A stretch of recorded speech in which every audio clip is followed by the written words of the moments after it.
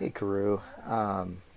What you're seeing is random footage from the last 10 days of us here in Ocean City. And over those 10 days, we did various things. I don't know, we went to beaches. We didn't actually go to beaches. I walked a lot. I probably walked, I don't know, 60 miles, 70 miles over the last 10 days. More than that, maybe. Um, and we went to Legoland one day, and I actually did a lot of work for Sarah. I told you I'm compiling data from her books, so I finished another one of her books. Yeah, and that's basically it. But I wanted to comment on your videos. First of all, I really enjoyed the video. I know that we talked after this, but of the cross-country skiing with your kids. It was fun to see them ski. It's going to be interesting to see what if Taryn ever does any sports of any kind. He's just not interested. I mean, he's actually working towards his black belt in karate, but he's not interested in sports in general. So that's cool.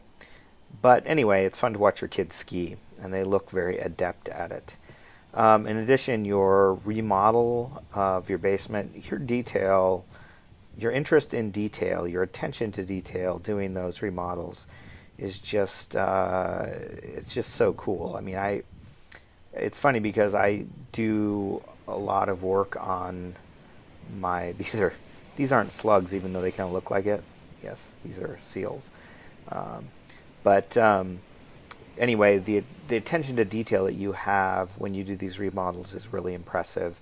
And I do a lot of work on the van, but it all tends to be pretty slapdash. And when I have to do something detail oriented, like putting the white contact paper on, or if I was doing sheetrocking, for instance, then I can't do it for very long because I get impatient and then I start screwing it up.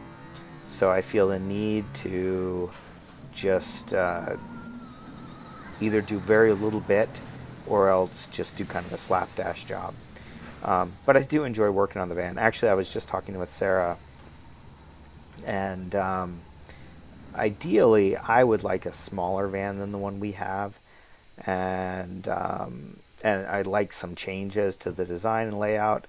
And unfortunately, I started thinking about that this morning, and I wasted a bunch of hours doing a layout of a van. And I looked online and actually found a van in Wisconsin, a 2015 diesel ProMaster that's significantly shorter than ours, but still has the high roof.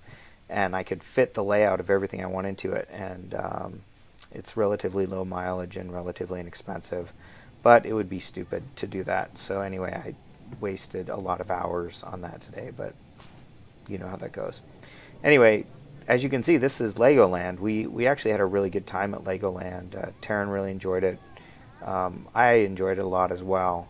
All the little models are really fun, if somewhat cheesy in places. You'll see up here, actually, I did a time lapse. We took a boat ride around, and the woman who was doing the guide, young woman, told cheesy dad jokes the whole time, and she was just great. I mean, there's something about, she did it in a way where she was unapologetic about, how cheesy the jokes were.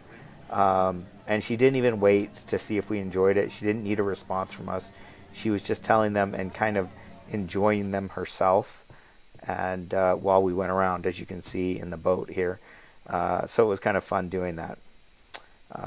So anyway, back to the remodel and stuff in the van. Sarah and I are talking about, things we'd like to change in the van, and we're talking about adding a battery system and maybe pulling the generator out. But of course, once we start doing that, some of the larger changes, if we ever decide we want to sell it or it reduces the resale value, I think, by making it non-standard. But we've already taken the television and the stereo out of it, so I don't know how much of a difference that's going to make. But thinking about maybe doing another van and buying another smaller van and doing a build, to improve some of the aspects of the van. was really made me think about more changes we could make to the van.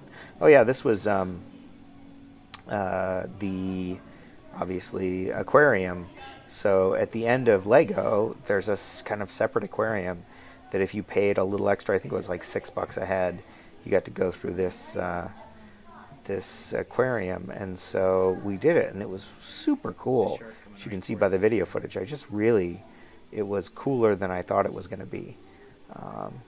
So yeah, it was pretty awesome. So anyway, yeah, so this is our last night here in Oceanside, and we've tomorrow we're gonna head out and go see Scott Halleck and have lunch with him. Actually, we got to drop Sarah's mom off at the airport, and then we're gonna go see Scott Halleck, and then we're going to go out to Joshua Tree, I think, and spend the night there. And Sarah and I decided that we're going to try on the trip home. We have to be home no later than Monday night, but I think we're going to try to be home on Sunday at some maybe. But we're going to try to travel less frenetically on this trip home. We're going to try to, it's only like 19 hours driving from going on back roads from Joshua Tree all the way to Pendleton. And I think we're going to try to do it in 4, maybe 5 days. Whereas, in the past we have done, if we were to just go on freeways from there, we could probably do it in 15 hours in one day if we wanted to. And we've done a lot of drives like that.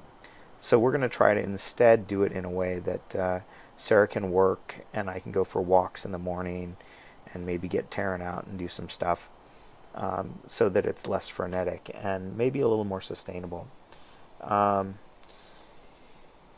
Yeah, so that should be fun. You're gonna at the very end here. Actually, I want to talk about something else, but at the very end here, you're going to see footage of like an armored personnel carrier, and that's because we're next to Camp Pendleton. And one day when Sarah and I were walking, the property literally right next to the resort that we're staying at has apparently a training track for an armored personnel carrier. So they were out doing stuff. Yeah, and these are surfers, by the way, in case you couldn't tell what the footage is. This was on my walk one morning. I walked, actually in the background there, you can see our place. It's way in the back, off to the left with the red roofs. That's where we're staying. But I walked down here to this pier and was watching the surfers, which was really cool. So, and now that I got off track, I can't remember what point I was going to make. Oh, traveling frenetically. So our plan in April is to come see you first and see your play. Probably show up the night of your play and just spend one night there and then head down south. And actually there's a meetup of Travados the last weekend in April in Arkansas. So we're going to try to hit that. And that's my story. I'm sticking to it. I'm out of video. I will talk to you soon. Take care. Bye-bye.